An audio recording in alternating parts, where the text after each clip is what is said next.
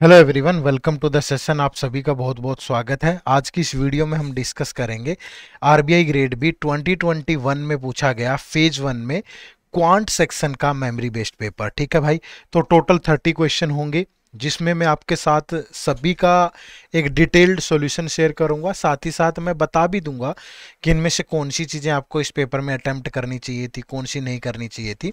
और ये वीडियो आपको इसलिए भी देखनी चाहिए क्योंकि प्रीवियस ईयर पेपर से एक आइडिया लगता है कि यार आने वाले एग्जाम में किस किस टाइप के क्वेश्चन आते हैं, किस टॉपिक से आते हैं, उनका लेवल क्या होता है। तो इसलिए इसको ज़रूर देखो, एक बढ़िया आइडिया मिलेगा और साथ में आपको ये भी पता चलेगा कि अप्रोच क्या होगी, कि क्वेश्चंस को सोल्व करने के लिए इस अप्रोच का यूज करना चाहिए। ठीक है, चलो शुरू करें। वीडियो को शुरू करने से पहले एक महत्वपूर्ण इन्फॉर्मेशन आप सभी के लिए, हमारे आरबीआई ग्रेड एबी के फ्री कोर्स के बारे में। ठीक है, तो इस फ्री कोर्स के अंदर आपको प्रीवियस ईयर पेपर के साथ साथ कुछ डेमो कंटेंट भी मिलता है जिसमें ईएसआई, एफएम, क्वांट रीजनिंग की वीडियोज हैं। तो इस कोर्स में एक बार ज़रूर इनरोल करें, इसका लिंक इसी वीडियो के डिस्क्रिप्शन में है, जाकर के एक बार इनरोल करके देख लो, क्योंकि ये वही यहाँ पे हमने मटेरियल प्रोवाइड किया है जो एक्चुअल कोर्स में मटेरियल है हमारा। ठीक है, इससे आप एक इन्फॉर्म डिसीजन ले पाओगे कि हमारा जो कोर्स है आपके लिए सही है कि नहीं। ठीक है, तो एक बार जाकर के जरूर इनरोल करिएगा, इसी वीडियो के डिस्क्रिप्शन में लिंक है। ठीक है जी, चलो शुरू करते हैं। तो ये पहला क्वेश्चन है आज का। ठीक है भाई, अब इस क्वेश्चन में देखो क्या दिया हुआ है।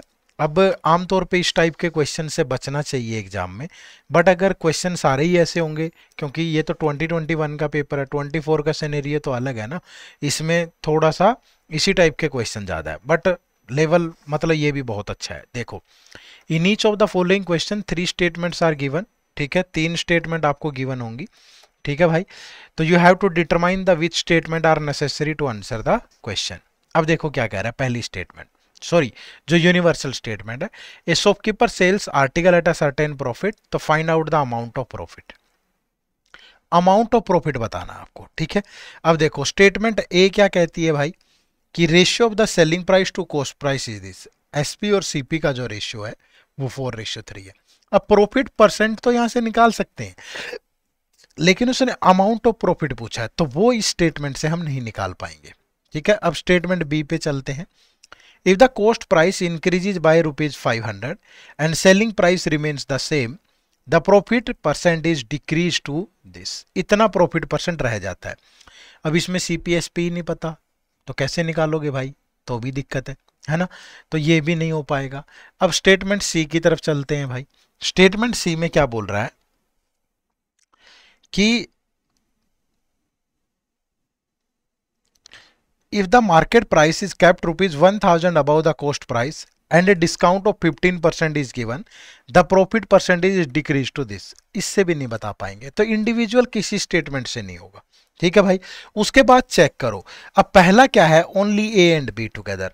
ठीक है, अगली स्टेटमेंट में ए के साथ आइदर बी है या सी है, तो ये भी चेक कर लेते हैं, या सारी स्टेटमेंट रिक्वायर्ड है, और यहाँ ओनली ए एंड सी है, तो सबसे पहले हमें यही ऑप्शन चेक करना चाहिए, क्या ए और बी को कंबाइन करने से हो जाएगा। चलिए चेक करते हैं। देखो, अगर ए में दिया गया है कि एसपी और सीपी का रेशियो मैंने कहा कि ये 4x और 3x है, अब वो कह रहा है कि कॉस्ट प्राइस इंक्रीजेज बाय 500, तो सीपी कितना हो जाएगा 3x plus 500, and the selling price remains the same. Selling price यही है, तो सेलिंग प्राइस कितना है भाई 4x ही है, एसपी 4x है।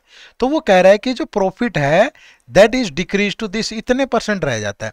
अब देखो, अगर मैं सीपी में, ठीक है, सीपी में क्या करूंगा, प्रॉफिट ऐड कर दूंगा। प्रॉफिट क्या होगा, कॉस्ट प्राइस का कितने परसेंट, 13/8/9, 13 नहीं में 117 और 8, 125/9%। ठीक है, और that is equal to 4x। अब अगर आप इसको सोल्व करोगे तो x की वैल्यू आ ही जाएगी भाई, और x की वैल्यू आ जाएगी तो ये प्रॉफिट है, तो प्रॉफिट भी आ जाएगा, तो ए और बी से हो जाएगा ये। अब पूरा नहीं सोल्व करेंगे। ठीक है भाई, कहीं ये सोचो कि x की वैल्यू निकाल के दिखाओ, सर ये बहुत लेंदी हो जाएगा, बट इतना सा आप ध्यान रख लो। ठीक है, मैं निकाल भी सकता हूं, निकालने में कुछ नहीं है। ये देखो 3x प्लस 500 कॉमन आ जाएगा, इधर से 1 प्लस ये 125/900 बचेगा, that is equal to 4x।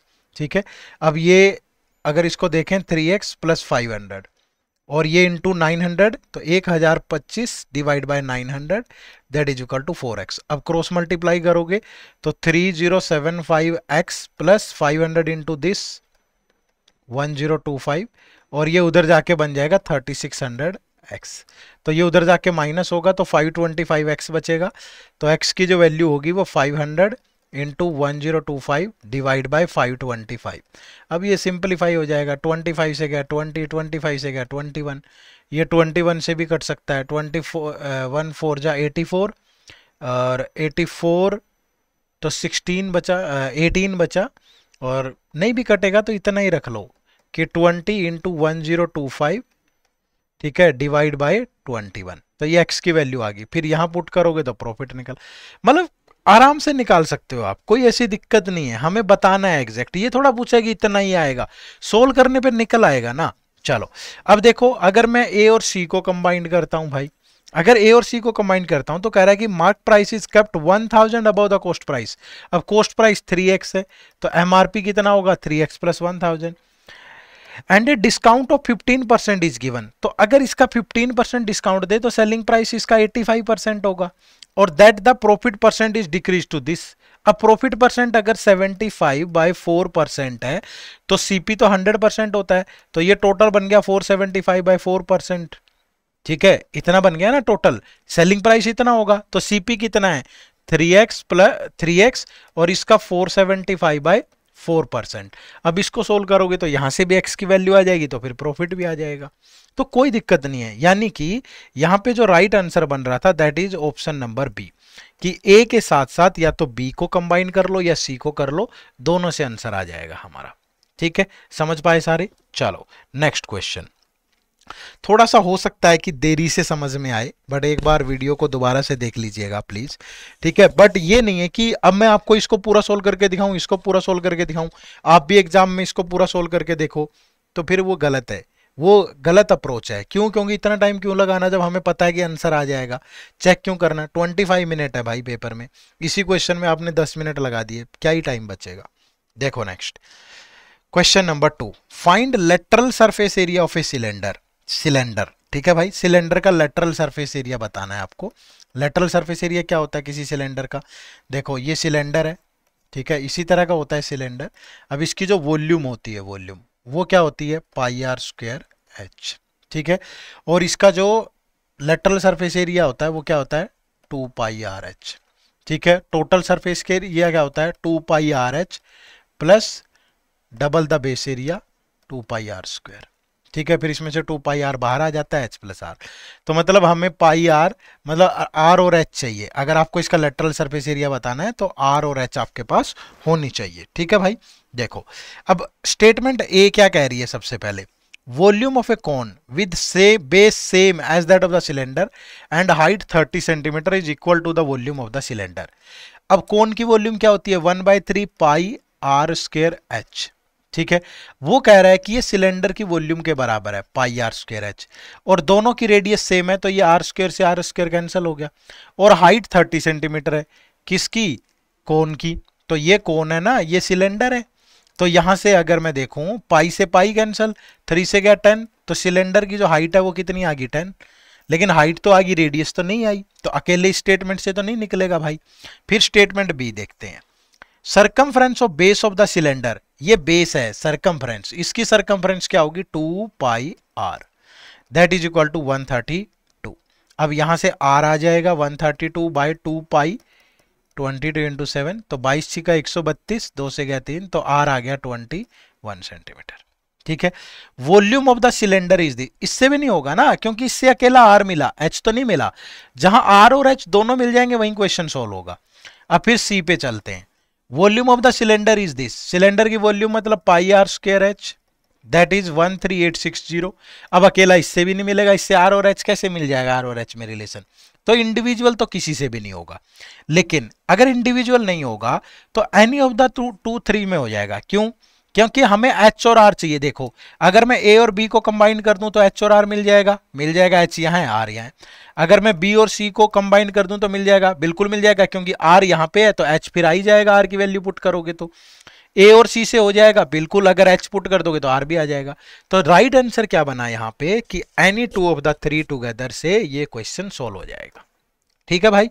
चलो नेक्स्ट क्वेश्चन नंबर 3 देखो, Rinku borrowed an amount of ₹5000 from Milan and Rahul, what is the rate of interest, 5000 लिए तो रेट ऑफ इंटरेस्ट बताना है। अब देखो ए स्टेटमेंट क्या कह रही है, Rinku return the amount of 5400 after due date, वापिस कर दिया भाई। इससे क्या पता चला, कुछ भी नहीं, टाइम पता नहीं, रेट कैसे बताओगे। फिर बी देखो कि Rinku return 59 Rahul after due date, इससे भी कुछ नहीं पता चला। स्टेटमेंट सी कह रही है Rinku return the money to Milan by SI while Rinku SI और ये सीआई। लेकिन जब तक टाइम नहीं पता होगा तो हम क्वेश्चन सोल्व ही नहीं कर सकते। भाई 5000 रुपए उधार लिए, 54 वापिस कर दिया 59, लेकिन टाइम कहाँ है, टाइम तो किसी क्वेश्चन में किसी भी स्टेटमेंट में नहीं है। तो even A B C even together are, अगर तीनों को भी मिला दोगे ना तब भी पॉसिबल नहीं है, क्योंकि हमारे पास टाइम ही नहीं है, और जब तक टाइम नहीं होगा क्वेश्चन सॉल्व नहीं होगा। ठीक है भाई, चलो नेक्स्ट क्वेश्चन नंबर 4। क्वांटिटी 1 दे रखी है 20, क्वांटिटी 1 है -21 एक्स क्यूब वाई क्यूब, और क्वांटिटी 2 है 11 एक्स की पावर 4 वाई की पावर 3। ये क्वांटिटी 2 है, ये क्वांटिटी 1 है। अब बोल रहा है कि x is greater than 0 and y is less than 0। ऐसे सवालों में हमेशा जब भी इस टाइप की कंडीशन दे रखी हो ना तो वैल्यू एज्यूम कर लो। क्या कर लो, वैल्यू एज्यूम। अब x इज ग्रेटर देन 0 है, मैंने मान लिया x 1 है। y इज लेस देन 0 है, मैंने मान लिया y -1 है, बस खत्म। अब वैल्यू पुट कर दो, -21 1 का क्यूब -1 का क्यूब, -21 इंटू 1 इंटू -1 तो प्लस का 21। ये देखो 11 एक्स की पावर 4 वाई की पावर, तो 11 इंटू 1 इंटू -1 तो माइनस का 11। तो कौन ग्रेटर है, ये ग्रेटर है, तो quantity 1 is greater than quantity 2। तो इस टाइप का क्वेश्चन लगभग एक आध हर साल मिलता है। ठीक है, तो आप इस चीज का ध्यान रखें, जब भी ऐसी तरह की कोई कंडीशन दे रखी हो अपनी तरफ से वैल्यू एज्यूम कर लिया करो। आप ये मत सोचो कि सर एक्स की वैल्यू कुछ और लेंगे, भाई जो मर्जी ले लो, क्योंकि एक्स पॉजिटिव है वाई नेगेटिव है, एक्स पॉजिटिव है वाई नेगेटिव है। ठीक है, और ये ऑलरेडी नेगेटिव भी है, तो ये तो नेगेटिव नेगेटिव पॉजिटिव हो जाएगा, और ये हमेशा नेगेटिव ही रहेगा। जो मर्जी वैल्यू पुट कर लो, कोई फर्क ही नहीं है। ठीक है, चलो नेक्स्ट क्वेश्चन नंबर 5 देखो, क्वांटिटी 1 एंड क्वांटिटी 2। क्वांटिटी 1 क्या कह रही है कि यूनिट डिजिट ऑफ 36 की पावर 34। ठीक है, एक बात हमेशा याद रखो, ये बेस है, बेस की ये यूनिट डिजिट है। अगर कभी भी बेस का यूनिट डिजिट 0 है, 1 है, 5 है, 6 है, और एनी पावर चाहे कुछ भी हो, तो वो हमेशा सेम यूनिट डिजिट देता है। क्यों, अब इसका मतलब यही तो है ना, 36 इंटू 36 इंटू 36 इंटू 36, कब तक, 34 टाइम्स तक। भाई 6 के जितने मर्जी बार मल्टीप्लाई कर लो, देखो 6 इंटू 6 36, 6 इंटू 6 36, 6 इंटू हर बार 6 ही आएगा। तो यहां से भी यूनिट डिजिट क्या मिला, 6, क्वांटिटी 1 से। अब क्वांटिटी 2 देखो भाई क्या है, x square minus 3x minus 10 is equal to 0। दो ऐसे रूट सोचिए जिनका सम -3 और प्रोडक्ट -10 हो, दैट इज -5 एंड -2 +2 सॉरी। तो रियल रूट क्या होंगे, प्लस का 5 और माइनस का 2। ठीक है, प्लस का 5 और माइनस का 2। ठीक है भाई, ये आ गया। अब ये 6 तो दोनों से ग्रेटर है भाई, 5 से भी ग्रेटर है, -2 से भी ग्रेटर है, तो quantity 1 is greater than quantity 2। तो ऑप्शन नंबर ए जो है वो आपके सवाल का बिल्कुल सही जवाब होगा। ठीक है, चलो नेक्स्ट। थोड़ी स्पीड में भी हो सकता है मेरी ज्यादा हो, ठीक है, क्योंकि जब मैं ये वीडियो रिकॉर्ड कर रहा हूं ना, मैं सच बता रहा हूं भगवान कसम, ठीक है, असहज है, मन शांत नहीं है। ठीक है, कभी कभी होता है, मैं बहुत मन से वीडियो बनाता हूं, बहुत मन से, जब भी मैं पढ़ा रहा होता हूं बहुत मन से। अब ये वीडियो कल आपको देनी है मैंने, ठीक है, और अभी रिकॉर्ड करनी है। मन शांत हो, अशांत हो, जिस भी तरीके से हो, जो वादा किया है ना खुद से कि यार ये काम करना है, मतलब करना है, वो उसमें कोई चीज बाधा नहीं बनेगी। आधा सर भी दर्द हो रहा है, ठीक है, आंखें भी ऐसे भारी भारी सी हो रही है, मन भी अशांत है, लेकिन एक कमिटमेंट है कि यार ये चीज इस टाइम पे डिलीवर करनी है, मतलब करनी है। और ये चीजें मैं आपको इसलिए बोल रहा हूं, आपकी पढ़ाई में भी बहुत बार बाधा आती होगी ऐसी, आपका मन करता होगा कई बार कि आज रहने देते हैं, आज पार्टी कर लेते हैं, आज ये होता है। मन को हमेशा केंद्रित रखना, आपको पता है कि ये चीज करनी है, मतलब करनी है, इधर उधर नहीं जाना चाहिए। ठीक है, चलो देखो next question. Quantity 1, a container contains 40 litre of milk. From this container 4 litre of milk was taken out and replaced by water. इसके अंदर मिल्क है कितना, 40 लीटर। अब हमने क्या किया, इसमें से 4 लीटर मिल्क निकाल दिया, तो अब मिल्क कितना बचा, 36 लीटर। अब इसमें वाटर कितना हो गया, 4 लीटर। लेकिन जो पूरा मिक्सचर है वो तो अब भी 40 लीटर ही है। तो जब भी इस तरीके का सवाल हो ना कि this process was repeated further 2 times, तो how much milk is now contained by the container, हमेशा जो ओरिजिनल क्वांटिटी है उसका मिक्सचर के साथ रेशियो बना लो। अब मिल्क कितना बचा इसमें, 36, और मिक्सचर कितना है इसमें, 40। तो एक बार ऐसा करने पे रेशियो हो गया 9/10। अब वो जितनी बार भी रिपीट करने को बोलो उतनी बार रिपीट कर दो। This process was repeated further 2 time, तो इसको 2 टाइम्स रिपीट कर दो, ये आपका फाइनल रेशियो आ जाएगा। ऐसा इसलिए होगा क्योंकि एक बार तो सिर्फ मिल्क निकला, अब तो इसमें 40 लीटर में मिल्क और वाटर दोनों है भाई। जब अगली बार निकालोगे तो अकेला मिल्क थोड़ा निकलेगा, वाटर की क्वांटिटी भी निकलेगी कुछ ना कुछ। धीरे धीरे वाटर का रेशियो जो है वो इंक्रीज होता जाएगा, मिल्क कम होता जाएगा। ठीक है, तो ये फाइनली रेशियो बचा 729/1000। अब मिक्सचर तो उतना ही है ना 40 लीटर, तो 1000 की वैल्यू 40 लीटर, तो 1 की वैल्यू 4/100, तो 729 की वैल्यू इंटू 4/100, तो इट्स 29.6 लीटर। तो वो पूछ रहा है कि how much milk is now contain, तो 29.16 लीटर। ठीक है, अब देखो क्वांटिटी 2 में क्या कह रहा है।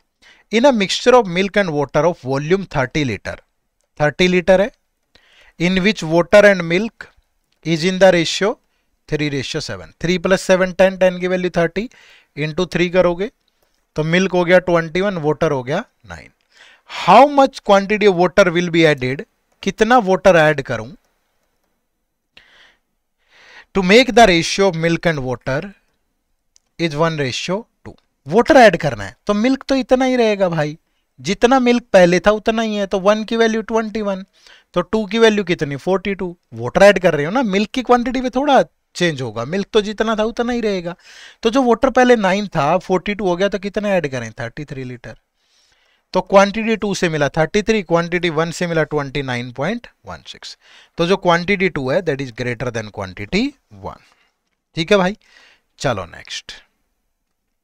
खुद से भी बना के देखना थोड़ा, ठीक है, खुद से बनाओगे तो थोड़ा और मजा आएगा। देखो कंसीडर द फॉलोइंग पेयर, ये कॉलम 1 दे रखा है, ये कॉलम 2 दे रखा है। ठीक है, अब इसमें कंसीडर करना है विच of the above pair is not correctly matched. ठीक है, हमेशा देखो एक चीज याद रखो, मैंने बताया है कि जब भी रूट गिवन हो, रूट गिवन और आपको मान लीजिए रूट है अल्फा और बीटा और इक्वेशन बनानी हो, तो हमेशा ये बनती है x² - alpha + beta x + alpha beta is equal to 0। ये इक्वेशन बनाने का फॉर्मूला है। अब दो रूट हैं 13 और 17, तो क्या बनेगा, -30x, दोनों की प्रोडक्ट 221, तो ये इक्वेशन बिल्कुल सही है। फिर ये 19 और 17, तो माइनस का 36x और दोनों की प्रोडक्ट करोगे तो 323, ये भी बिल्कुल सही है। अब यहाँ पे देखो तो -17 + 17, तो x² -17 + 17 तो 0x हो गया, और दोनों की प्रोडक्ट करोगे तो माइनस का कितना बच गया, 289। तो क्या यही इक्वेशन है भाई, तो x² इज इक्वल टू किसके, 289 के। क्या यही इक्वेशन है, दोनों में अंतर है। जब भी रूट ऑलरेडी गिवन हो, जैसे ऐसे गिवन है, तो इसका मतलब है z की वैल्यू सिर्फ +17 होगी, लेकिन यहां से x की वैल्यू +17 -17 दोनों आ रही है, समझ रहे हो ना। तो ये गलत है, यहां -17 नहीं आएगा। हाँ, अगर z² ऐसे दिया होता, z² इज इक्वल टू 289, तब z के दो रूट आते +17 -17, लेकिन ऑलरेडी रूट गिवन है, तो यहां पे only 3 is the right answer, कि which of the above pair is not correctly match, तो ऑप्शन नंबर बी। ठीक है, चलो नेक्स्ट क्वेश्चन नंबर 8। देखो भाई सिंपल क्वेश्चन है, आराम से बनाया जा सकता है। 5x - 2y that is equal to 5 और 1 + x/y that is equal to 8/5। 1 को उधर ले जाएं, x/5 क्या बचेगा, 8/5 - 1, तो ये बच गया 3/5। x की वैल्यू 3, y की वैल्यू 5 हो सकती है, इसके मल्टीपल भी हो सकते हैं, तो यहाँ पुट करके देख लो, जो भी सेटिस्फाई करेगा, ये सेटिस्फाई कर गया ठीक है, इसके मल्टीपल करेंगे वो देख लेंगे। अब देखो x की वैल्यू 3 पुट करूं तो 5 इंटू 3, y की वैल्यू 2 पुट करूं तो 2 इंटू 5, तो ये 15 माइनस 10, तो ये कितना बचा 5। ठीक है, तो बिल्कुल सेटिस्फाई कर रहा है। तो x की वैल्यू 3, y की वैल्यू 5। अब यहां पुट करोगे क्वांटिटी 1 में 3 इंटू 3 प्लस 5, तो ये हो गया 14। यहां पुट करोगे 3 इंटू वाई 15 माइनस 3, तो ये हो गया 12। तो quantity 1 is greater than quantity 2। तो जो राइट आंसर है that is option number A. Quantity 1 से 14 मिला, 2 से 12 मिला। ठीक है, चलो नेक्स्ट। ये एक DI है, टोटल 5 क्वेश्चन है इस पे। मैं एक घूंट पानी पी लेता हूं, तब तक आप सोचो जरा इसको।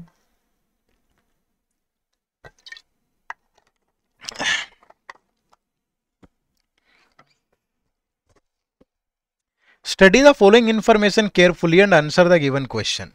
The table below shows cost price, selling price of 5 different articles sold by a shopkeeper. ठीक है, अब यहां से एक लाइन मिसिंग है। मुझे वैसे याद है, मुझे ध्यान नहीं रहा। ये लाइन याद रख लो, ये लिख लो, ये सब में है यहाँ कि जो टोटल CP है ना, वो cost price plus cost of transportation है। कॉस्ट ऑफ ट्रांसपोर्टेशन वो मुझे ध्यान नहीं रहा है ऐड करना। ठीक है भाई, यानी कॉस्ट प्राइस और कॉस्ट ऑफ ट्रांसपोर्ट ऐड करोगे तब जाकर के वो टोटल CP बनेगा। ठीक है, चलो ये अलग अलग आर्टिकल है PQRSTU, किसी का CP गिवन है, किसी का SP, किसी का कॉस्ट ऑफ ट्रांसपोर्ट, किसी का प्रॉफिट परसेंट, किसी का लॉस परसेंट। ठीक है, अब देखो, if the cost price of article S is 20% more than the cost price of article T। Article T को ही पकड़ लो पहले। T कहां है, ये रहा। CP कितना है 8000। ठीक है, आर्टिकल S का CP क्या होगा, इससे 20% मोर, तो इसका 20% क्या 1600, तो ये हो गया 9600। अब आर्टिकल S का सेलिंग प्राइस बताना। आर्टिकल S का है, ये रहा 500 कॉस्ट ऑफ ट्रांसपोर्ट है, तो टोटल CP होगा 10100। 12% के लॉस पे सेल कर रहा है, तो SP क्या होगा 88% ऑफ कितना CP 10100, तो दैट इज इक्वल टू 8888। 20 से 20 कैंसिल हो जाएंगी परसेंटेज के लिए और खत्म। क्लियर है भाई, आसान है। किसी का अगर बेसिक प्रॉफिट एंड लॉस भी ठीक है ना, पता है कि प्रॉफिट किस पे कैलकुलेट करते हैं, डिस्काउंट क्या होता है, लॉस क्या होता है, आराम से कर लेता। ठीक है, चलो नेक्स्ट क्वेश्चन नंबर 10 क्या कह रहा है। If the shopkeeper has paid ₹X for the cost of transport in article R 6000 CP है, तो CP कितना बनेगा 6000 plus X। When the transaction cost increases by ₹100, तो अब क्या बनेगा 6000 plus 100 plus X। Find the value of X if the sum of selling price of article R in these two cases is this। दोनों case में, तो दोनों case में total CP कितना हो जाएगा भाई 12000 100, 6000 6100 प्लस 2X, और इस पे कितना लॉस हो रहा है 20%, तो मतलब इसका 80%, दैट इज इक्वल टू किसके 11000 के।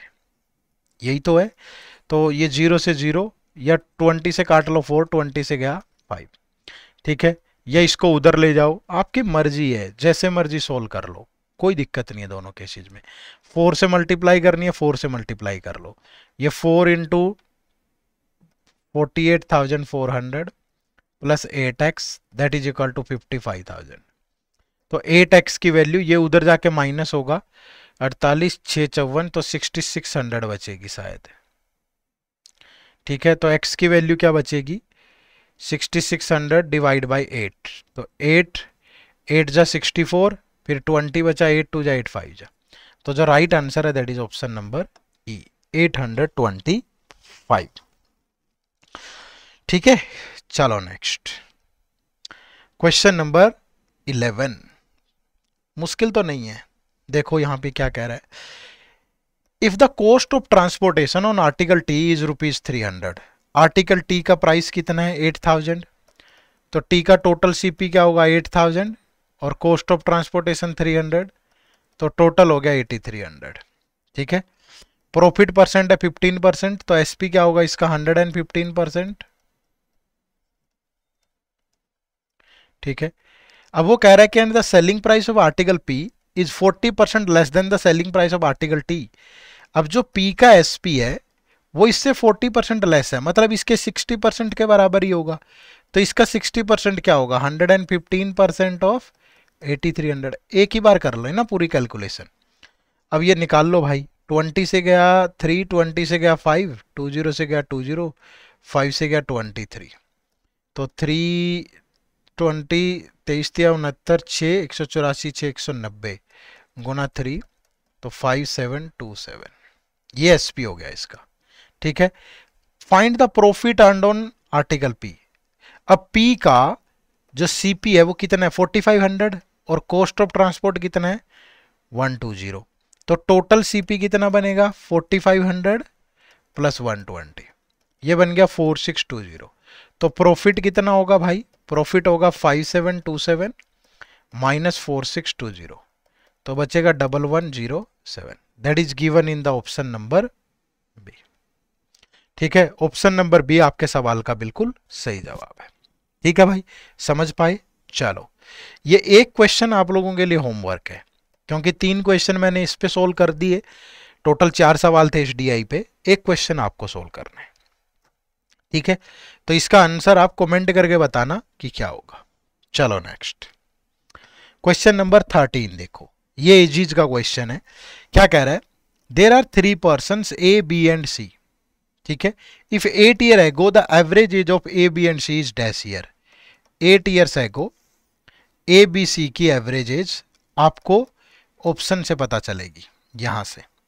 And 5 year hence A and C will be 33 year average age. तो ए और सी की 5 year hence 2 into 33, total age होगी 66। तो present age of A plus C कितना बचा, 66 में से दोनों की 5 माइनस कर दो, तो ए और सी की प्रेजेंट एज 56 होगी। Then find the present age of B. B की प्रेजेंट एज बतानी है, जो कि ये भी ऑप्शन से पता चलेगी। ठीक है, अब ऑप्शन से उठाओ भाई, क्या क्या उठाओगे। ये 8 ईयर एगो है, यहां पे ए बी और सी का प्रेजेंट एज का सम ले लेते हैं। अब पहला ऑप्शन अगर मैं उठाऊं 17, अगर ए बी सी की एवरेज एज 17 है, तो 17 इंटू 3 51 होगी। कब, 8 ईयर एगो। तो प्रेजेंट में कितनी होगी 51, प्लस तीनों का 8 इंक्रीज होगा, ऐड होगा, तो 75। अब तीनों की प्रेजेंट एज 75 है, और ए और सी की 56 है, तो बी की कितनी बचनी चाहिए 19, और ऑप्शन में भी 19 गिवन है, तो ये बिल्कुल करेक्ट है। बाकी और तो कोई मैच ही नहीं करेगा ना, फिर ए और सी दोनों हो सकते हैं, इसको चेक कर लो एक बार। तो अगर 21 हो तो 21 इंटू 3 कितना होगा 63। अब 63 में 24 ऐड कर दो, तो 87, और अगर 87 में से 56 माइनस करें तो 31, बट यहाँ 30 दिया है, तो इसीलिए option A he right answer है। ठीक है, चलो आगे बढ़े तो नेक्स्ट क्वेश्चन, क्वेश्चन नंबर 14 क्या है। अजय इन्वेस्टेड ₹X इन ए स्कीम जेड। ठीक है भाई, स्कीम जेड है, उसमें अजय X रुपीज इन्वेस्ट करता है। Scheme Z offers compound interest at the rate of 10% compounded annually for the first 3 years, then simple interest at the rate of 8% for the next 5 years. तो find the value of x if the total interest earned by Ajay after 8 years is this. एक simple सी चीज देखो यार, मैंने कहा कि x की value 1000 है, अपनी तरफ से मान लिया। अब 10% से 3 ईयर का कंपाउंड इंटरेस्ट क्या होगा, पहले साल 100, सेकेंड ईयर 100, और इसका 10% 10 110, थर्ड ईयर क्या होगा 110, फिर इसी का 10% 121। सबको आता है ना लाइन मेथड, नहीं आता तो हमारे इसी चैनल पे QRE 360 डिग्री लिख लो, बस एक प्लेलिस्ट खुलेगी, इसमें पढ़ा रखा है सारा कुछ, बहुत आराम से कर सकते हो। QRE 360 डिग्री करके, QRE 360 डिग्री करके एक प्लेलिस्ट है इसी चैनल पे, वीडियोज ओपन होंगी, 14 वीडियो है, 14 वीडियोज हैं क्वांट की, आपका पूरा कवर हो जाएगा अच्छे से। तो ये टोटल इंटरेस्ट बना कितना 331। अब टोटल अमाउंट हो गया 1331, क्योंकि आगे तो 3 साल बाद इतना बन गया टोटल, तो जो सिंपल इंटरेस्ट होगा 8% से 5 ईयर का, वो 40% होगा। तो वो 40% इसी पे तो लेंगे भाई। तो इसका 40% लोगे तो 1331 का 40%, 0, तो ये 4 4 3 12, 53.24। अब टोटल इंटरेस्ट कितना हुआ इन दोनों का सम, 331 प्लस 53.24। ठीक है। अब आप सोच रहे होंगे कि सर मतलब कुछ गड़बड़ कर दी क्या हमने? कर तो दी है भाई। 4 4 3 12, 1 13 चौके 52, 1 53, तो एक ही डेसिमल होगा ना। ये 532.4 है, तो ये डेसिमल इधर है। ठीक है। अब दोनों का सम करें तो 0.4, 2 प्लस 1 3, 3 प्लस 3 6, 5 प्लस 3 8, ये वैल्यू होगी 863.4। ये इंटरेस्ट होगा और ये है कितना 34536। तो 863.4, इसकी वैल्यू है 34536, तो 1 की वैल्यू होगी 34536 डिवाइड बाय 863.4। और टोटल अमाउंट मान के चले थे x 1000, तो 1000 इंटू ये 1 0 और आ जाएगी इधर डेसिमल के नाम की, और ये 4 से कट जाएगा 4 से, तो 40,000 आ गया। कट रहा है ना, 4 4 जा 16, 13 25 32 कट रहा है। तो x की वैल्यू कितनी 40,000। तो option number E is the right answer. Clear है? चलो नेक्स्ट देखो भाई, क्वेश्चन नंबर 15, बढ़िया क्वेश्चन है ये भी। While writing first n natural number I missed one number. मैंने एक नंबर मिस कर दिया। What is the number that I missed? वो नंबर क्या है जो मैंने मिस कर दिया? अब स्टेटमेंट 1 क्या कह रही है, पहले ये समझो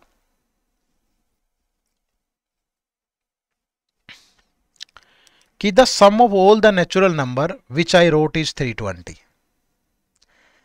मान लीजिए कि जो मिसिंग नंबर है, जो मैंने मिस किया नंबर, वो x है। क्या है वो नंबर? x है। अब नेचुरल नंबर जितने भी हैं उनका सम क्या होता है? n into n plus 1 divide by 2। जितने भी नेचुरल नंबर हो गए और उनमें से ये नंबर मैं माइनस कर दूं तो ही तो 320 के बराबर है। यही तो 320 के बराबर है भाई। तो इससे तो कुछ पता नहीं चलेगा। चलेगा? नहीं पता चलेगा। n और x दो वेरिएबल अगर किसी लीनियर इक्वेशन में है तो कैसे सोल्व कर दोगे? ठीक है। फिर यहां पे आ जाओ, second, the digit I missed is an odd number, यानी x की वैल्यू एक ओड नंबर है। इससे भी कुछ पता नहीं चला। थर्ड पे आ जाओ, if I had not missed the number then sum would have been 325। कि अगर मैं नंबर मिस ना करूं, n into n plus 1 divide by 2 that is 325, तब ये होता। ठीक है। इससे भी पता नहीं चलेगा। तो फिर क्या करें? फिर देखो एक चीज, अगर मैं पहले इसी स्टेटमेंट को उठा के देखूं तो यहां से n इंटू एन प्लस 1, ये 2 उधर जाके हो गया 650। अब यहां से अगर n की वैल्यू 25 हो और n प्लस 1 26, ठीक है, तो 25 इंटू 26 650 बनता है। तो n की वैल्यू 25 आ रही है यहां से। बट ये तो नहीं पता चल रहा ना कि मैंने नंबर कौन सा मिस किया। ये तो नहीं पता चलेगा इससे। ठीक है, तो गड़बड़ होगी। अब क्या करूं? मैंने तीनों को कंबाइन कर दिया, फर्स्ट सेकंड और थर्ड। अब ये n की वैल्यू 25 अगर यहां पुट करूं तो 25, ये 625 बाई 2 तो कितना हो गया 325, minus x that is equal to 320। तो यहां से x की वैल्यू 5 आ गई। ठीक है। और अगर तीनों को कंबाइन किया, x एक ओड नंबर है, ये ओड नंबर भी है भाई। समझ रहे हो ना? तो तब भी सेटिस्फाई करता है ये कि जब मैं तीनों के तीनों स्टेटमेंट को कंबाइन कर दूंगा तो तभी इस बात पे मोहर लगती है कि हां जो नंबर मैंने मिस किया वो 5 है। समझ पा रहे हो? कुछ लोगों के मन में ये भी आ सकता है कि 1 और थर्ड से भी हो जाएगा सर, कि यहीं से आ तो गया x5, इसकी जरूरत ही नहीं है। ठीक है। तो यहां कोई ऐसा ऑप्शन दे भी नहीं रखा, लेकिन ये ऑप्शन दे रखा है 1 2 और 3 से हो जाएगा। ठीक है। चलो ज्यादा बहस मत किया करो, इससे ज्यादा पढ़ने पे ध्यान दो। चलो आ जाइए, क्वेश्चन नंबर 16 17। देखने में मुश्किल लग रहा है पर ये आसान है। Read the following information carefully and answer the question based on it. A sequence of number is given, तो आपको ये क्वेश्चन सोल्व करने हैं। ठीक है भाई। अब देखो यहां ये वैल्यूज तभी आएंगी एबीसीडी की जब पी और क्यू की वैल्यू आएगी। पहले पी और क्यू की वैल्यू निकालो। Smaller root of this equation is q. तो k square minus 2k minus 8 is equal to 0।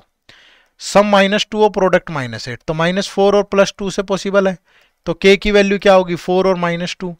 Smaller root, तो स्मॉलर रूट तो -2 है, तो k की वैल्यू यहां से q की वैल्यू -2 आ गई। इस इक्वेशन का स्मॉलर रूट -2, तो q की वैल्यू -2। p की वैल्यू क्या होगी, HCF of LM and where L and M are coprime. तो p की वैल्यू यहां से क्या होगी 1, क्योंकि L और M अगर को प्राइम है तो उन दोनों का HCF 1।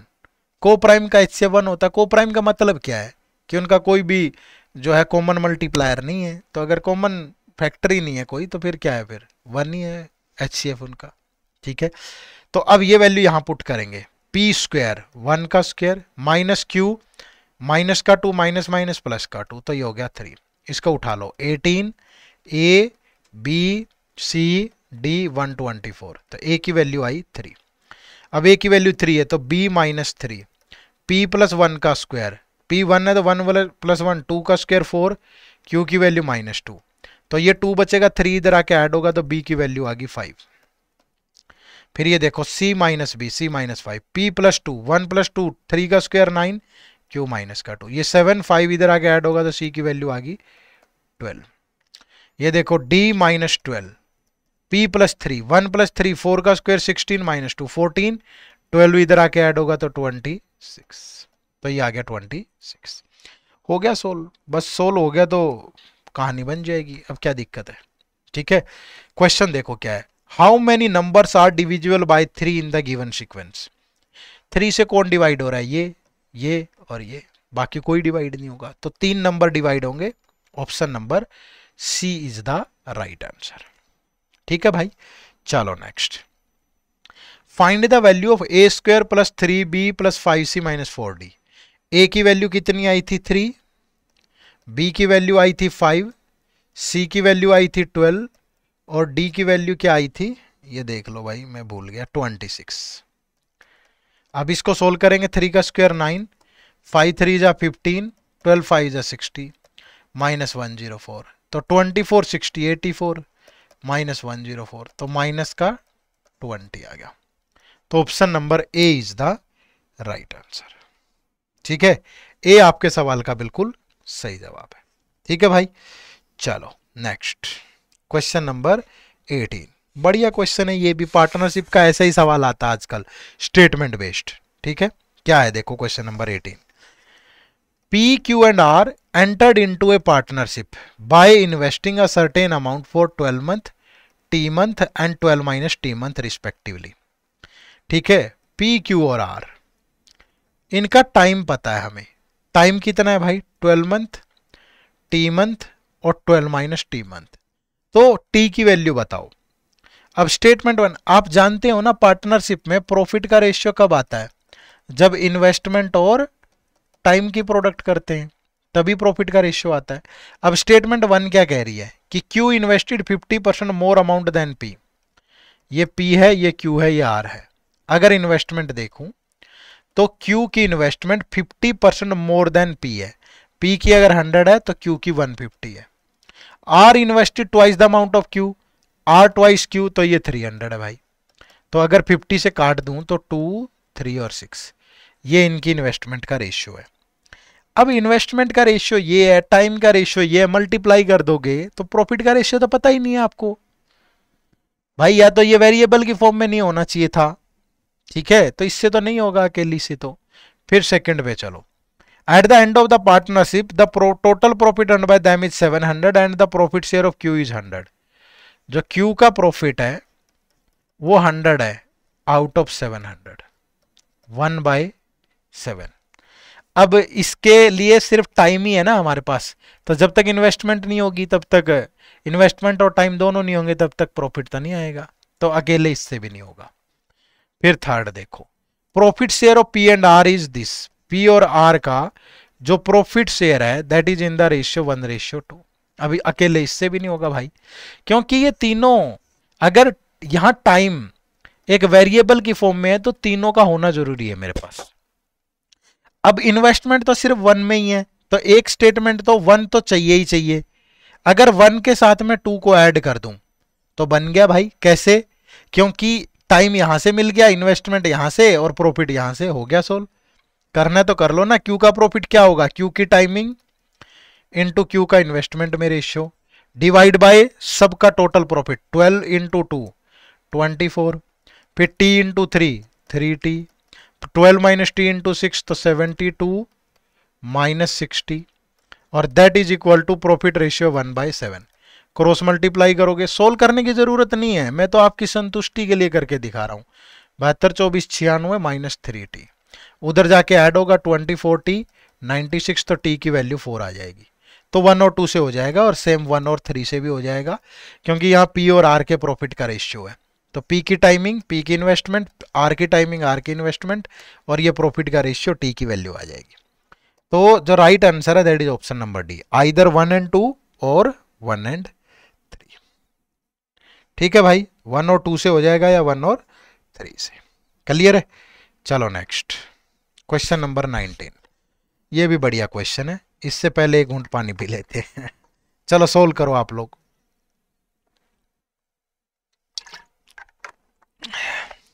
एक आध क्वेश्चन होमवर्क दे दूं क्या, कि सारे सोल्व करवाओगे हैं?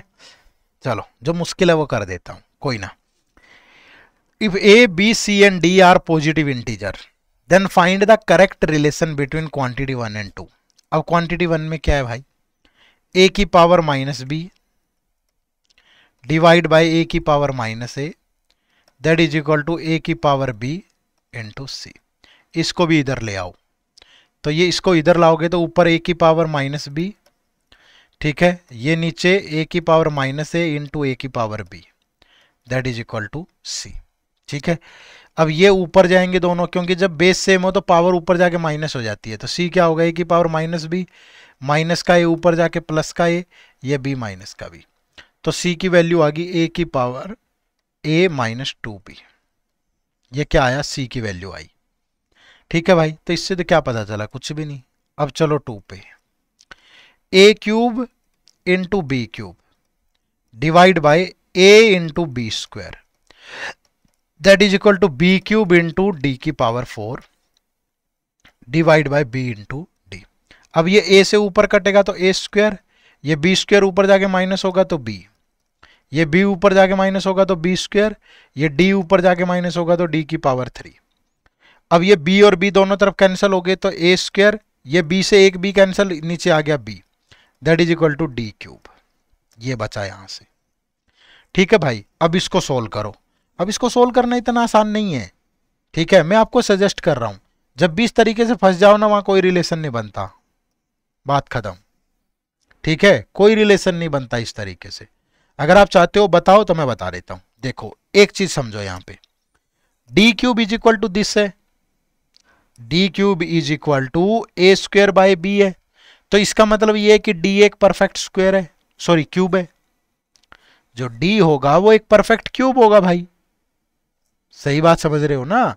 डी एक परफेक्ट क्यूब होगा, तभी तो ये बनेगा कि नहीं बनेगा? बताओ भाई, डी एक परफेक्ट क्यूब होगा तभी तो ये बनेगा ना, अदरवाइज बनेगा ही नहीं, कटेगी ही नहीं है पावर 3। आप इसको यही तो बोलोगे, d is equal to A square by b की पावर 1/3। तो आप ये बोल सकते हो कि ये एक परफेक्ट क्यूब है, और इसकी वैल्यू डिफरेंट डिफरेंट कुछ भी हो सकती है। अब एक तरीका तो ये है कि ए स्क्वायर बाय बी एक परफेक्ट क्यूब 1 ले लिया हमने, 1 का क्यूब 1 है, तो A square is equal to B आ गया। ये कब पॉसिबल है? जब ए बी 1 हो बी बी 1 हो।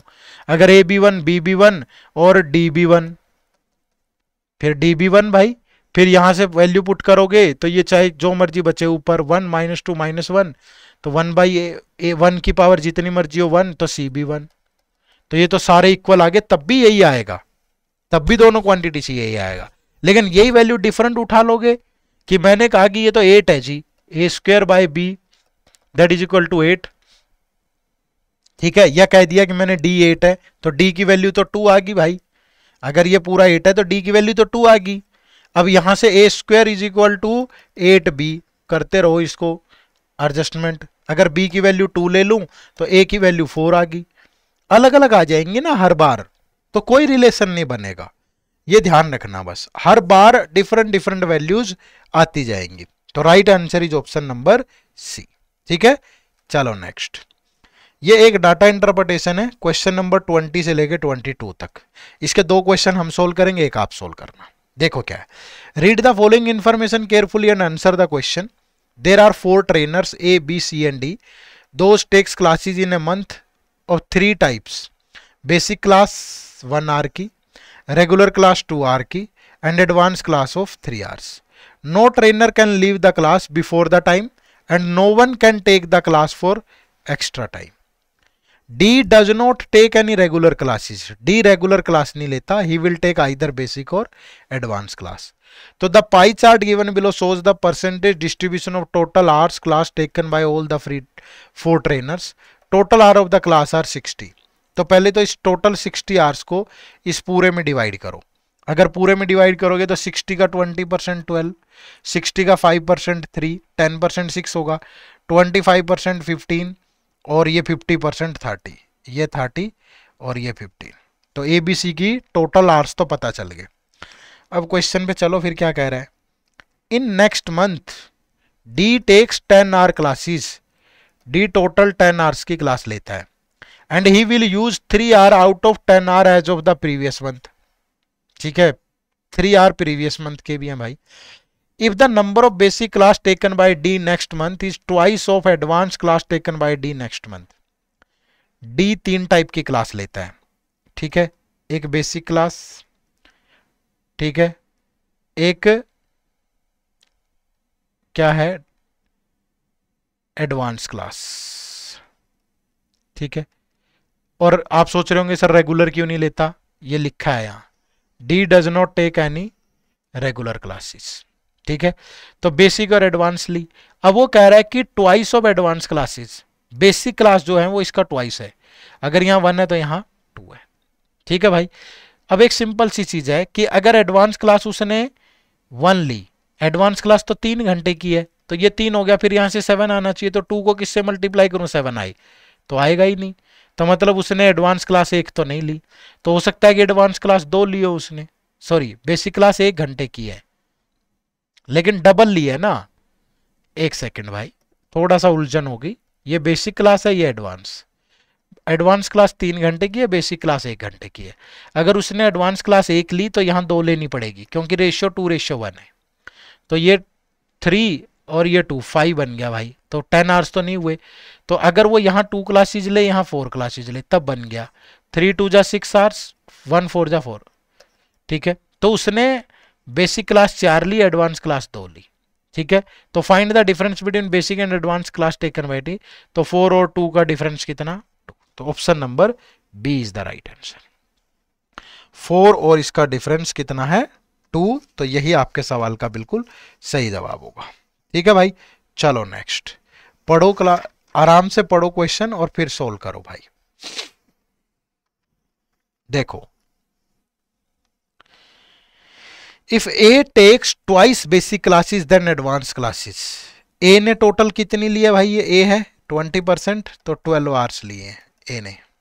ठीक है, ए टेक्स, ए 3 टाइप की क्लास लेता है, बेसिक लेता है, फिर रेगुलर लेता है और एडवांस लेता है। ठीक है, टोटल 12 आवर है। A takes twice basic classes then advance. अगर यहां 1 क्लास है तो यहां 2 है। Then find the total number of classes taken by A. अब एक सिंपल सी चीज बताओ, अगर यहां उसने एक ही क्लास ली, एडवांस क्लास 3 घंटे की है, यहां 2 क्लास ली, बेसिक क्लास 1 घंटे की है, और ये क्लास 2 घंटे की है, तो अब ये तो 3 आवर्स हो गए, ये 2 आवर्स, तो यहाँ 5 आवर होना चाहिए। तो 2 को किससे मल्टीप्लाई करूँ, 5 आ जाए, यह तो गड़बड़ होगी। 2.5 क्लास थोड़ा लेगा, नहीं। फिर हो सकता है कि एडवांस क्लास 2 ली हो उसने, बेसिक रेगुलर एडवांस। अगर एडवांस क्लास 2 ली तो बेसिक क्लास 4 लेगा। अब ये 3 घंटे की क्लास है, ये 1 घंटे की, तो ये हो गया 6 घंटे, ये 4 घंटे, ये 2 घंटे की एक क्लास है, तो टोटल 12 आवर्स बन रहे हैं ना उसके। सॉरी, ये 2 3 यहाँ भी 7 होना चाहिए था, क्योंकि टोटल आवर्स 12 है, तो भी नहीं होगा सोल्व। तो ये ठीक है, ये 4 ये 6, 4 और 6 10, तो यहाँ 2 आवर, तो 2 आवर की एक ही क्लास ले ले बस। तो उसने 4 class basically, 1 class regular, 2 class advance, तो टोटल 7 क्लासेस ली। Option number C is the right answer. ठीक है, चलो थोड़ा सा दिमाग लगाना, एक बहुत अच्छा क्वेश्चन दे रहा हूं आपको, होमवर्क। ठीक है, ये मत सोचना कि सर आपने मुश्किल तो हमें दे दिया। भाई मुश्किल ही देते हैं होमवर्क, आसान दे के क्या करूंगा, 2 सेकंड में बता दोगे, दिमाग ही नहीं यूज होगा। ठीक है, मुश्किल ही दिया जाता है होमवर्क। ठीक है, थोड़ा अच्छा जिसमें सोचने में मजबूर हो। ठीक है, चलो अगर आपको इसका सॉल्यूशन ना मिले तो सॉल्यूशन देखना है तो हमारी वेबसाइट विजिट करना www.edutap.in, क्योंकि इस वेबसाइट पे previous year paper sold available हैं, सोल्ड। तो वहां जाकर के इसका सॉल्यूशन आप देख सकते हो। ठीक है, पूरे पेपर का ही देख सकते हो। चलो नेक्स्ट क्वेश्चन नंबर 23, ये भी एक बढ़िया क्वेश्चन है भाई। ठीक है, बहुत ही अच्छा क्वेश्चन है। देखो क्या है, total number of student in the classroom is 360। एक क्लासरूम में टोटल स्टूडेंट 360 है। टोटल स्टूडेंट कितने हैं? 360। Out of which 1/9 passed in all the 3 subject. यहां पास वाले ले लो कि तीनों में पास कितने हैं?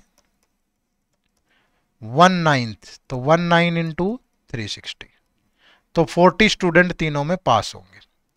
1/6 of the total student fail in all the 3 subject. यहां फेल वाले ले लो, तो तीनों में जो फेल है वो 1/6 है। 1/6 of 360 that is equal to 60। And 1/4 of all student that passed at least 1 exam is equal to the number of student who passed only in subject ए।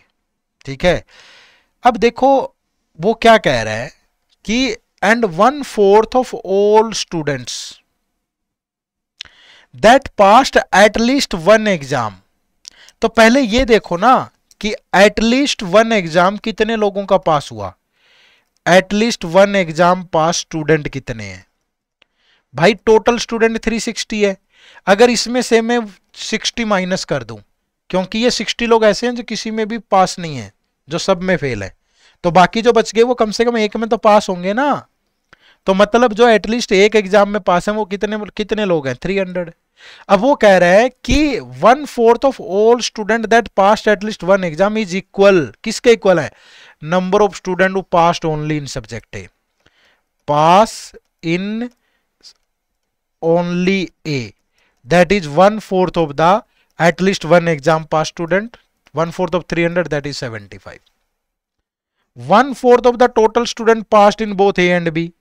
ए और बी दोनों में पास कितने हैं? 1/4 ऑफ टोटल। टोटल कितने हैं? 360। 360 का 1/4 90। 50 student passed in both A and C. A और C में पास कितने हैं? 50। Find the total number of student who passed in subject A. ऐसे लोग बताओ जो सब्जेक्ट ए में पास हैं। अब देखो भाई सब्जेक्ट ए में पास हैं, अब कैसे कौन कौन होगा? वो सब्जेक्ट ए में कौन कौन आएगा? वो लोग भी आ सकते हैं जो ओनली ए में पास हैं, वो लोग भी आ सकते हैं जो ए और बी में पास हैं लेकिन सी में फेल हैं, वो लोग भी आ सकते हैं जो ए और सी में तो पास हैं लेकिन बी में फेल हैं। समझ रहे हो ना? या तो अकेले ए में पास है या 2 सब्जेक्ट में पास है। अरे भाई ए में पास कौन लोग होंगे? या तो जो सिर्फ एक ही सब्जेक्ट में पास है ए में, या जो सिर्फ 2 सब्जेक्ट में पास है। और वो 2 सब्जेक्ट क्या होंगे? ए तो होगा ही होगा, या तो बी में होंगे, या ए तो होगा ही होगा या सी में होंगे, या फिर तीनों, जो तीनों में पास है वो होंगे। अब इसकी वैल्यू निकालो भाई। ओनली ए में पास तो ये रहे 75, तीनों में पास ये रहे 40। अब वो लोग जो ए और बी दोनों में तो पास है लेकिन सी में फेल है।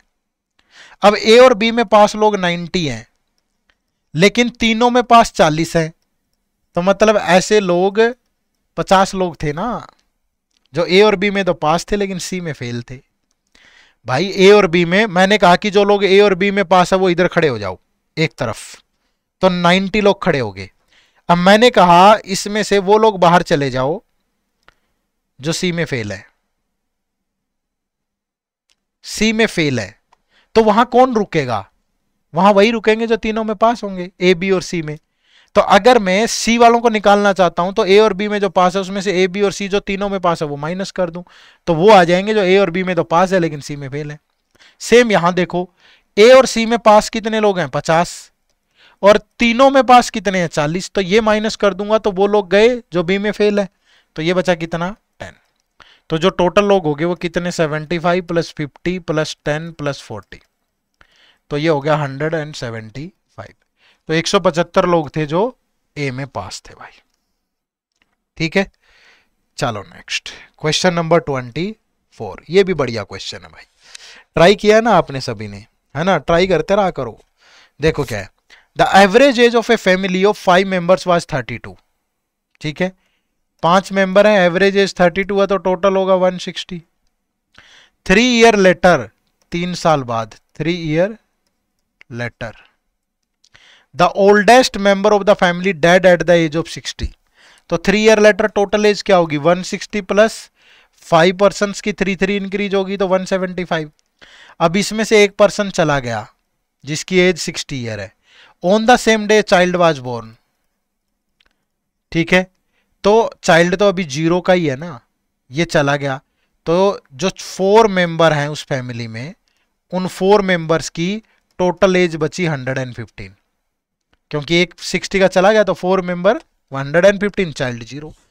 अब क्या कह रहा है कि what would be the average age of the family 20 year after the death of the oldest member. After 20 year,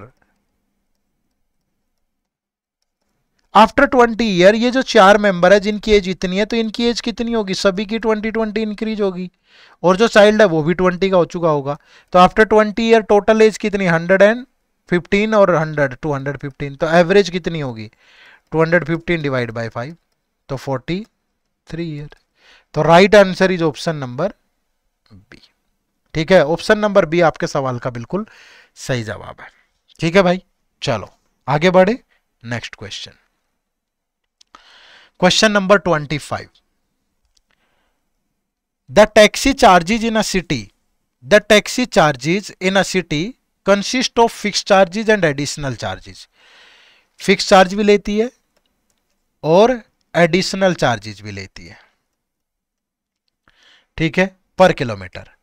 अब वो क्या कह रहा है कि the fix charges is for distance of 5 kilometre. Fix charge सिर्फ 5 किलोमीटर तक है, उसके बाद एडिशनल चार्जेज है। The charge for a distance of 10 kilometre is 350। भैया अगर 10 किलोमीटर का 350 है, तो एक बात बताओ ना, उसमें 5 किलोमीटर तो फिक्स चली होगी और 5 किलोमीटर एडिशनल चली होगी, तभी 350 बने। बोलो ये फिक्स्ड है, ये एडिशनल है। 25 किलोमीटर का 800 है, तो यहां भी फिक्स कितना चली होगी, 5 किलोमीटर, एडिशनल कितना चली होगी, 20 किलोमीटर, तब जाके 800 मिल रहा है। एक बात सिंपल सी बताओ, फिक्स तो यहां भी 5 है, यहां भी 5 है, बट ये जो फालतू का बिल बन रहा है ना 450, ये क्यों बन रहा है, क्योंकि यहाँ एडिशनल 5 चली थी, यहाँ 20, तो कितना एडिशनल चलने पे 450 एक्स्ट्रा बनता है, 15। तो 15 किलोमीटर एडिशनल चलने पर उसे 450 एक्स्ट्रा पे करने हैं। तो 1 किलोमीटर एडिशनल चलने पर कितना पे करना पड़ेगा, 450 बाई 15 यानी कि 30 रुपीज। तो फिर फिक्स चार्जेस कितने हो गए, यहां पुट कर लो ना, फिक्स चार्जेस 5 किलोमीटर के और एडिशनल 3 इंटू 50 350। तो फिक्स चार्जेस कितने हैं 200, 150 माइनस करोगे इसमें से। अब वो क्या कह रहा है कि the charge for a distance of 30 kilometre. भैया जब वो 30 किलोमीटर चलेगी तो फिक्स कितना चलेगी 5 किलोमीटर, एडिशनल कितना चलेगी 25। तो फिक्स का तो चार्ज कितना है 200 और एडिशनल का 30 रुपीज पर किलोमीटर है, तो 750 और 200 950 बन गया भाई। तो जो राइट आंसर है that is option number D. ठीक है, क्लियर है, बात समझ पाए। चलो नेक्स्ट क्वेश्चन नंबर 26। देखो आसान सवाल है बिल्कुल। On reducing the entry fee by 35% in a park.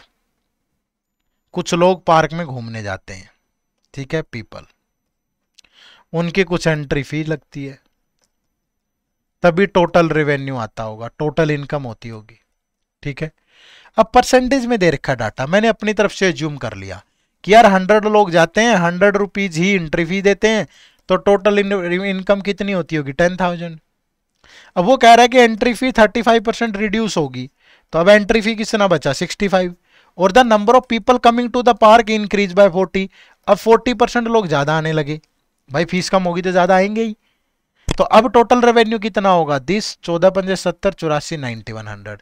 लेकिन टोटल रेवेन्यू पे क्या इंपैक्ट है भाई, पहले इतना था अब इतना, तो 900 डिक्रीज हो गया। तो 900 10,000 का कितने परसेंट है, इनटू 100, तो 9% क्या हो गया, डिक्रीज। तो जो राइट आंसर है that is option number C. Clear है। चलो नेक्स्ट देखो, ये एक सीरीज दी हुई है, A number series given below as A second number series as 2 having first term same as the wrong term of the series 1, तो find third term of the series 2।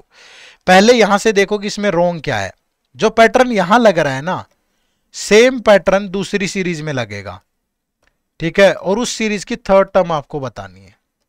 देखो अगर यहां देखो क्या पैटर्न लग रहा है, इंटू 2 + 1, इंटू 3 + 1, फिर इंटू 4 + 1 होना चाहिए, फिर इंटू 5 + 1 ऐसे ही होना चाहिए, बट समझ नहीं आ रहा। यहां से देखो पहले, ये इसका लगभग 7 टाइम तो नहीं है, 6 टाइम है। 6 9 जा 54, 5 6 7 जा 42, 5 7, तो इंटू 6 + 5 हो सकता है, इंटू 5 + 4 हो, बिल्कुल सही है। तो यहां इंटू 4 + 3, तो ये यही गड़बड़ है भाई, यहां 23 होना चाहिए। 23 इंटू 4 92 + 3, और ये भी देखो इंटू 3 + 2, और ये इंटू 2 + 1। तो अब जो सेकंड सीरीज होगी ना, उसकी पहली टर्म यही होगी 22, और यही लॉजिक लगेगा। तो इंटू 2 + 1 तो 45, फिर इंटू 3 + 2 यानी 137। यही बताना है आपको कि उस थर्ड टर्म बतानी है उस सीरीज 2 की, ठीक है। चलो नेक्स्ट 28 से 30, चलो भाई करो solve.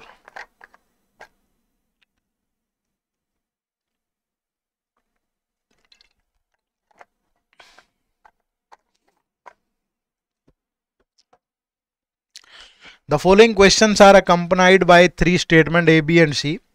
You have to determine which statement is are necessarily sufficient to answer the question. What are the speed of 2 trains? Speed बतानी है भाई। अब पहला है, A statement दिया है, 2 train of length 180 metre respectively run on parallel track। अब speed बताने के लिए तो दो चीजें चाहिए भाई, डिस्टेंस और टाइम।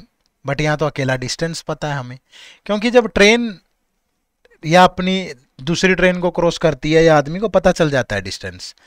ट्रेन की लेंथ दे रखी है तो डिस्टेंस पता चल जाएगा, बट टाइम तो नहीं पता चलेगा ना, तो इससे तो नहीं होगा।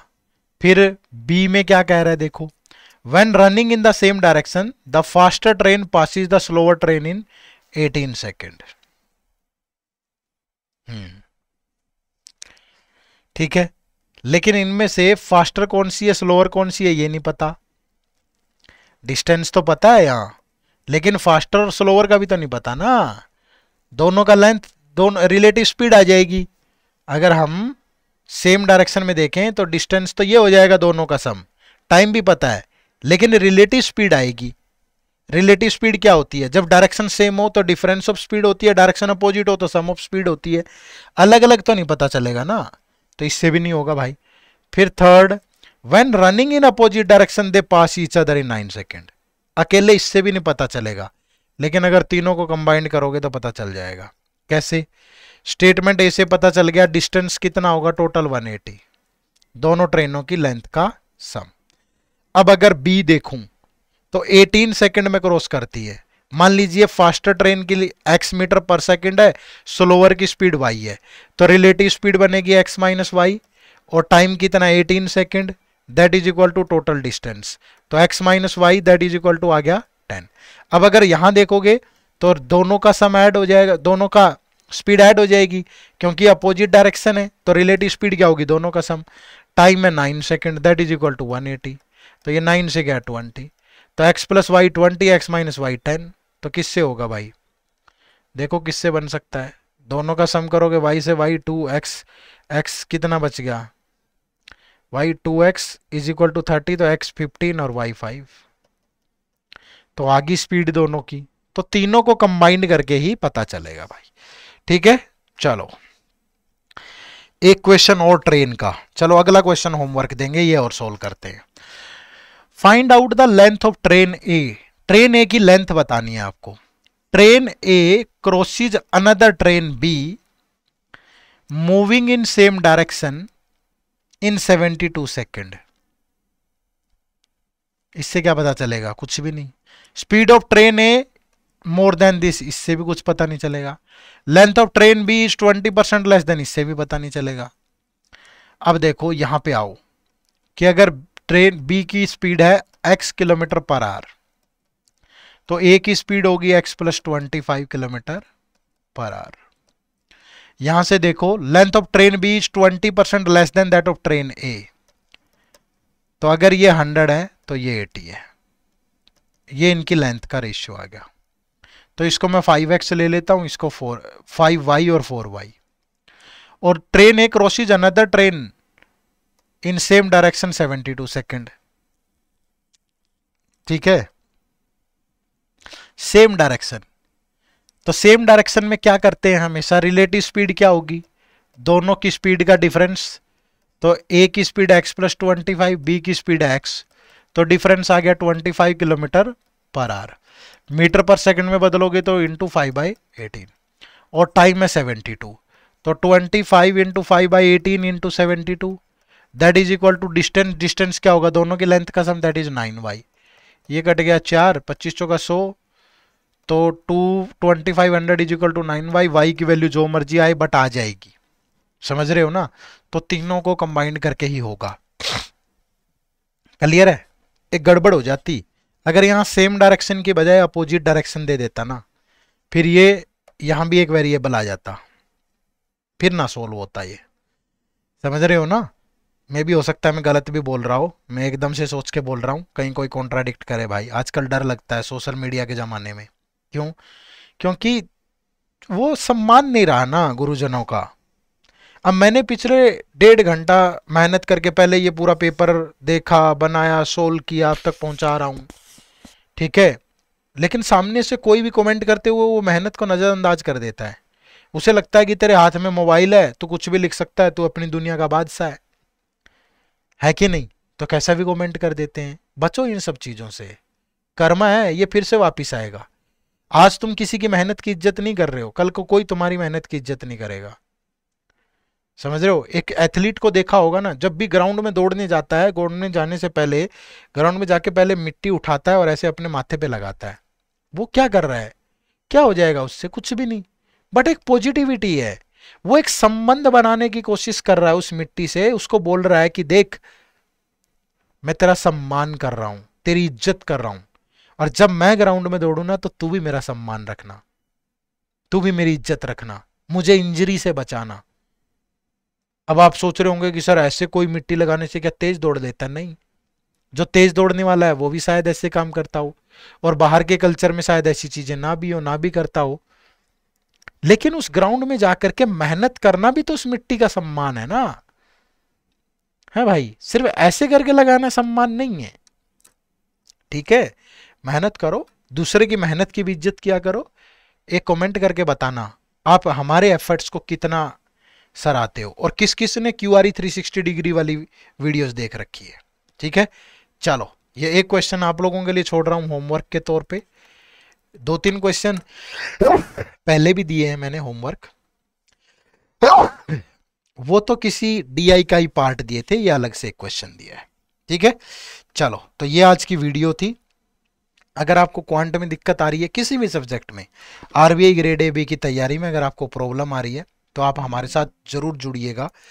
आप हमारे साथ कैसे जुड़ सकते हो? हमारे कोर्सेज के थ्रू। ठीक है, कौन से कोर्सेज? आप इसी वीडियो के डिस्क्रिप्शन में जाएंगे, आपको एक लिंक मिल जाएगा, तो आप हमारे कोर्सेज में उस लिंक के थ्रू जा सकते हो, या सिंपली गूगल पे edutap.in टाइप करना। ठीक है, edutap.in टाइप करोगे तो ये हमारी वेबसाइट ओपन होगी। देखो, एक तो मैंने बताया था PYQ, ये PYQ यहाँ से मिलेंगे आपको इस सेक्शन से। ये तो FCI खुल रहा है, PYQ ये यहाँ जाओगे ना, ये RBI के देखो पिछले सारे 5 साल के PYQ आपको यहाँ पे मिल जाएंगे। लेकिन कोर्सेज के लिए यहाँ कोर्सेज पे जाना, और ये RBI ग्रेड B कोर्सेज यहाँ आना, और इन कोर्सेज में आप इनरोल करना। यहाँ सिंगल पे अगर मैं क्लिक करूँ, देखो ये सबसे पहला कोर्स है हमारा, जिसमें RBI के साथ साथ आप RBI का फेज 1 फेज 2 इंटरव्यू के साथ साथ 6 मेजर बैंकिंग एग्जाम की तैयारी आप कर सकते हो। बढ़िया डिस्काउंट चल रहा है, इसमें इनरोल करें। अगर सिर्फ आरबीआई ग्रेड ए बी को टारगेट कर रहे हो तो ये गोल्ड पैक है, जिसमें फेज 1 फेज 2 इंटरव्यू होगा। ये सिल्वर पैक है, इसमें फेज 1 नहीं होगा, इसमें फेज 2 और इंटरव्यू होगा। ठीक है, तो आप हमारे इन कोर्सेज से जुड़ सकते हो। जुड़ने के लिए यहाँ बाय नाउ पे जाना है, डेमो वगैरह लगाने के लिए यहाँ नो मोर पे जाके इसके बारे में कंप्लीट पढ़ लो भाई। ठीक है, ये क्या क्या डिलीवरेबल है इसमें, ये कुछ नोट्स आपको दिए, डेमो लेक्चर दिए गए हैं, यहाँ कौन सी फैकल्टी क्या सब्जेक्ट पढ़ा रही है वो बताया गया है, और इसके अलावा कुछ क्वेश्चन आपके दिमाग में हो सकते हैं कोर्स से रिलेटेड, वो यहाँ दिए गए हैं। ठीक है, तो प्ले स्टोर पे जाके हमारी ऐप डाउनलोड करके भी इसमें इनरोल कर सकते हो। आपकी मर्जी है, जहाँ से आपको सही लगे वहीं से इनरोल करें। ठीक है, चलो आप सबका बहुत बहुत शुक्रिया। कमेंट करके बताइएगा, क्योंकि तबीयत नासाज होने के बावजूद मैंने ये सेशन लिया आप लोगों के लिए, जो कि आपको कल मिलने वाला है। ठीक है, आप सबका बहुत बहुत शुक्रिया। Thank you very much. जय हिंद, जय भारत।